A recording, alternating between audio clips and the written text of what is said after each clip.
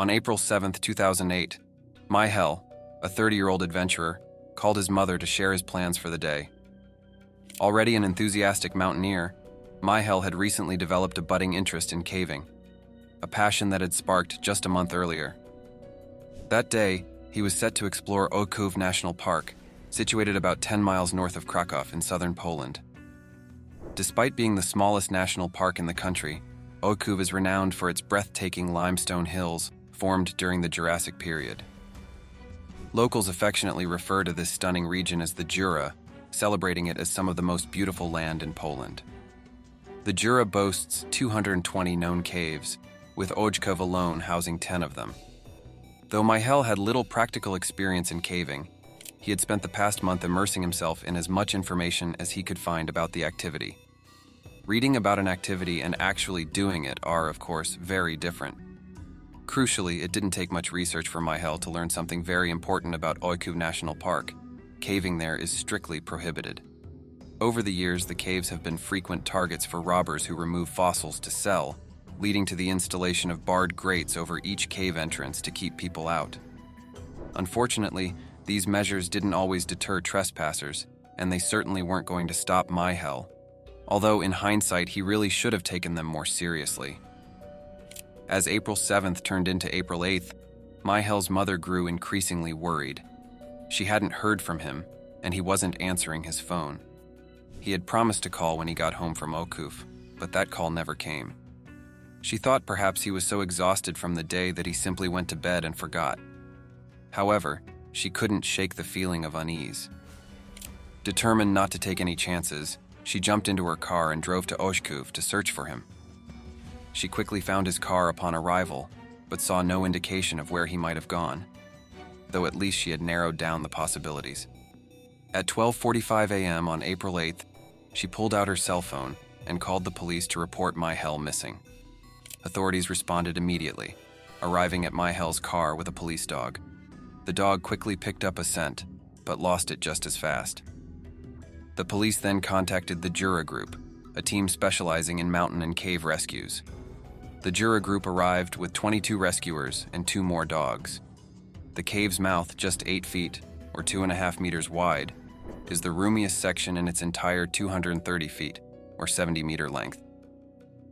Around 4:30 that morning, the dogs led the Jura group to the entrance of Saspowska cave, located more than 65 feet or 20 meters above the valley floor. The dogs entered the cave, with the rescuers following closely behind. Inside, they found a chamber that sloped downward toward a barred grate. Upon reaching the cave, rescuers immediately spotted Michel's backpack, keys, and the displaced grate. This discovery left little doubt that Michel was still inside the cave. If he was trapped in the incredibly tight tunnel, rescuing him alive would be an extraordinarily difficult task. The tunnel in Saspowska cave becomes progressively narrower the deeper you go, severely limiting the number of rescuers who can fit inside at any given time. Only the slimmest members of the Jura group could even attempt to navigate the claustrophobic passageways. Even the smallest rescuers struggled immensely, especially at one particularly challenging obstruction. One member likened it to trying to squeeze under a small car. After several failed attempts to get past this obstruction, it became clear that they needed specialized equipment. The realization that they couldn't move beyond the narrow opening without it was deeply concerning. Considering Michel was likely bigger than the smallest Jura group member, if he had managed to squeeze past the narrowest points, he was indeed in dire trouble. Once the specialized tools arrived, rescuers used chisels to widen the tight openings. About 46 feet, 14 meters, from the cave entrance, they found Michel's phone, watch, helmet, headlamp, and gloves. Next to these items, they discovered his feet. The situation was worse than they had imagined. Michel was almost completely upside down, wedged in a section of the tunnel ominously known as the clamp. The first rescuer reached him around 8:20 a.m., nearly 4 hours after the dogs had led them to the cave. Calling out to Michel yielded no response. The rescuer then pricked Michel's foot with a knife, but there was no reaction. It wasn't until the rescuer grabbed Michel's ankle to check his vitals that the grim reality set in. There was no pulse, his skin was cold, and his legs were stiff. Michel had been dead long before his mother realized he hadn't returned. With his mother weeping in the valley below, the rescue effort shifted to a body recovery mission. Determined to free Michel so his mother could give him a proper burial, the Jura group members worked in shifts using chisels to remove enough rock to extricate him from the crevice. The painstaking work took hours. After finally freeing him, they faced the challenge of navigating him through the main tunnel, which was so narrow that only one rescuer could pull at a time. This grueling process continued for hours until they finally removed Michel's body from the cave around 6:30 that evening. Being held upside down for an extended period causes gravity to pool blood in the head, forcing the heart to pump harder. The weight of the organs presses down on the lungs, preventing them from inflating properly. To pass through an obstruction like the clamp, Michel likely had to make himself as small as possible by completely exhaling to empty his lungs. This technique can either allow a caver to advance or, as in Michel's tragic case, leave them stuck indefinitely. Michel's body was not autopsied, so the exact cause of his death remains unknown. However, it is believed he likely succumbed to either hypothermia or positional asphyxia.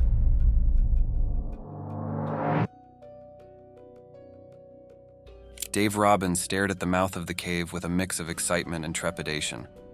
He wasn't an experienced caver, but he'd spent the last week poring over maps of this cave system, determined to surprise his girlfriend, Emily, with a hidden birthday picnic.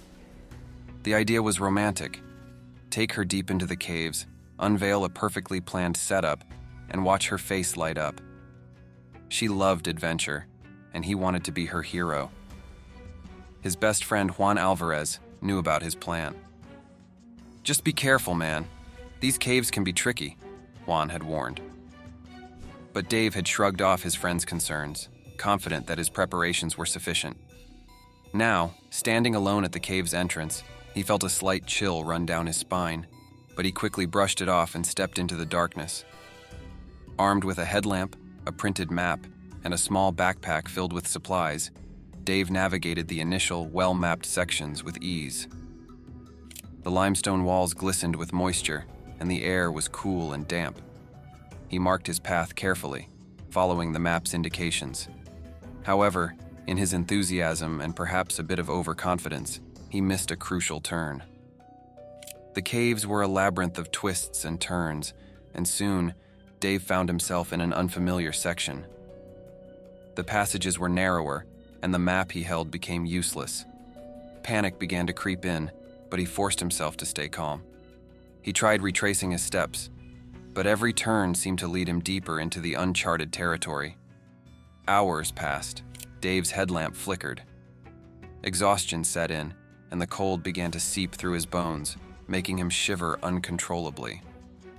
His breath came in ragged gasps, the damp air doing little to alleviate his rising anxiety. He knew the signs of hypothermia.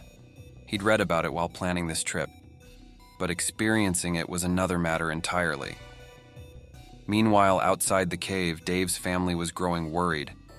They hadn't heard from him all day, and as evening approached, their concern turned into panic. They contacted everyone they could think of, but no one had any idea where Dave might be. Finally, they called Juan. Juan remembered Dave's plan. He mentioned going to the caves. I thought he was joking. Without wasting a moment, Juan contacted the local police, who quickly organized a search party. When they arrived at the cave, they found Dave's bike parked outside, just as Juan had suspected. The search turned into a rescue operation. A team of local caving experts was called in. They knew the dangers of these caves better than anyone and were well equipped for a rescue mission. The team divided into 3 groups, each taking a different section of the mapped caves. Hours passed as they called out for Dave, their voices echoing through the cavernous halls. Dave, now weak and disoriented, heard distant voices. At first, he thought he was hallucinating, but as the calls grew louder, he mustered the strength to respond. His voice was faint, barely more than a whisper, but it was enough. The rescue team honed in on his location, navigating the treacherous, unmapped passages with expert precision. When they found him, Dave was slumped against a damp wall, his breathing shallow and labored.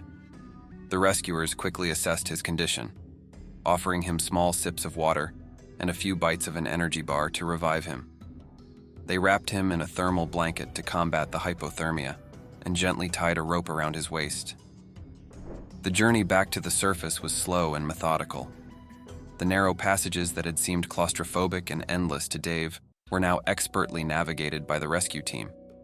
With every step, Dave's strength waned, but the determination of his rescuers never faltered. They encouraged him, kept him talking, and ensured he stayed conscious.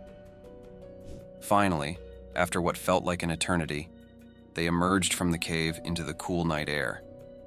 An ambulance was waiting, and Dave was rushed to the hospital, where he was treated for hypothermia and dehydration. Juan and Dave's family were there, their faces a mix of relief and worry. In the days that followed, Dave recovered fully.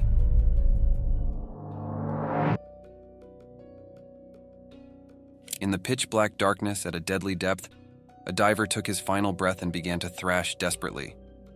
Rocks squeezed him from every angle, and his mind was consumed by a single thought: survival.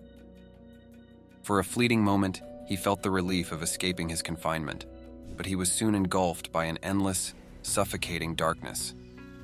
Desperate and panicking, he swam into the unknown, clinging to the hope of life. Despite having a safety rope, extra gas tanks, a companion, and state-of-the-art equipment, nothing could guarantee his survival. Most people think of diving as exploring vibrant coral reefs and observing marine life, but professional deep-water dives are a different story. Cave diving, one of the most dangerous forms of underwater exploration, demands unparalleled skill and bravery. This is why professional cave divers are often considered the best in the world. In 1991, Parker Turner and Bill Gavin were among the elite. They led a highly experienced and well-equipped team of cave divers to explore Indian Springs in Florida, one of the most renowned underwater cave systems. On the surface, Indian Springs appears as a small pond with a rocky floor and a central hole, but this hole is the gateway to underwater caves stretching over 3.2 kilometers. Turner and Gavin had spent 2 years meticulously planning to explore and map the uncharted parts of the Indian Springs tunnels, starting at a depth of 90 meters. Although their team was extensive, only Turner and Gavin would navigate through the restriction, a particularly narrow passage 37 meters deep. On November 17, 1991, their dive began. Before submerging, they threaded a rope through the restriction to navigate in low visibility and placed decompression tanks near the exit. Quick descents or ascents in such depths are hazardous. Rapid descent can cause depth intoxication, leading to impaired consciousness, slow movements, and even panic or hallucinations. Divers combat this with a special gas mixture called trimix, composed of oxygen, helium, and nitrogen. Ascending too quickly, however, poses its own dangers, such as decompression sickness. This occurs when nitrogen, absorbed from trimix, forms bubbles in the bloodstream. To avoid this, divers ascend slowly, sometimes taking hours to allow the nitrogen to dissipate safely. As Turner and Gavin descended into the Indian Springs cave, they used trimix while their teammates at the restriction used compressed air. Compressed air also filled the decompression tanks they had left behind. Turner and Gavin successfully navigated the narrow entrance tunnel and spent about 25 minutes exploring the uncharted caves, venturing 457 meters from the entrance. When their gauges showed they were halfway out of air, they began their return. As they approached the restriction, they encountered clouds of mud, making visibility worse with each meter. The safety rope was their only guide, but it led to a dead end, buried under rocks and sand. Realizing the restriction had collapsed, Turner and Gavin exchanged worried looks. They tried to clear a path, but each removed rock was replaced by another, stirring up even more mud and reducing visibility to zero. Forced to retreat to clearer water, they checked their manometers and saw they had only 10 minutes of air left. Gavin decided to search for another exit, though he knew none existed. When he returned to where he had left Turner, his friend was gone. Gavin hoped Turner had found a way out and swam back to the restriction, only to be horrified to find it still blocked. Turner had likely taken his last breath, left his gear, and swam forward, hoping to reach the extra air tanks. A small opening had appeared in the blockage, allowing Gavin to squeeze through. With only 30 seconds of air left, Gavin swam as fast as he could, navigating blindly through the mud. He held his breath when his air ran out, using every ounce of his strength to reach the emergency tanks. But Turner was not there. At that moment, Gavin knew his friend had perished. The rescue team confirmed Turner's death the next day, finding his body just 30 meters from the extra air tanks. Turner, one of the world's best cave divers, had fought valiantly, but ultimately lost to nature's might. Indian Springs remains a daunting challenge for even the most skilled divers.